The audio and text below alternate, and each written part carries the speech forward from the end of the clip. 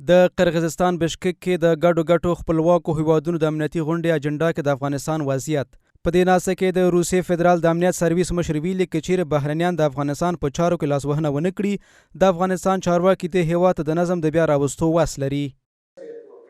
طالبان افغانستان ته د بشپړ نظم راوستلو وس لري په هغه صورت کې چې بهرني لوبغاړي د دې هیواد په چارو کې لاسوهنه ونه کړي. افغان چارواکي د وضعیت د عادي کولو لپاره په فعاله توګه کار کوي.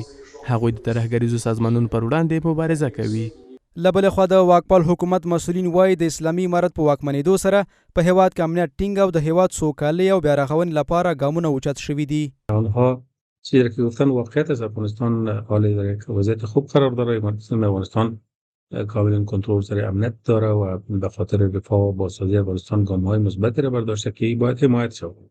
هیچ کشور هم باید علیه افغانستان دسته‌سازی نکنند و علیه تخریب افغانستان نباشد. این راستا همه منفعت میکنند و اگر خدای نخواسته کدام کشور نیتی بد داشته باشه در مقابل افغانستان یا موانع ایجاد کنه منفعت نمیبرن. د ټاس خبري آژانس د راپور لمخې د قرغیزستان د ملي امنیت دولتي کمیټې مشر هم د ګډو د خپلواکو هیوادونو په امنیتي غونډه کې ویلي د افغانستان په شمال کې د ترهګریزو ډلو زیاتېدل د ګډو هیوادونو سیویلي پولیو امنیت ګواښي.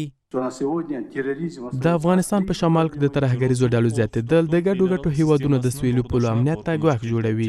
نړیوال ترهګریز سازمانونه او د هغو تمویل کوونکي په ټوله نړۍ کې د ټولنیزو او سیاسي ترنګلتیاو څخه په ګټې اخیستنې د خپلې دندې د حل لارې د تګلارې د پیدا کولو په هڅه دي. خو اسلامي امارت وایي چې د افغانستان له خاورې د نورو هیوادونو پر وړاندې هیڅ ګواښ نشته. افغانستان کاملا امن است و هیچ گروه خودسر جا وجود نداره که کدام کشور تهدید ایجاد کنه. بیشتر از 2.5 سال میشه امارت اسلامی افغانستان در افغانستان هست و تمام کشور زیر سلطه داره و با هیچ کشوری با خصوص کشورهای آسیای میانه کدام تهدیدی از افغانستان مواجه نبوده و این حالت باید تقویت شود، تشویق شود و در موردش سوءظن وجود نداشته باشه.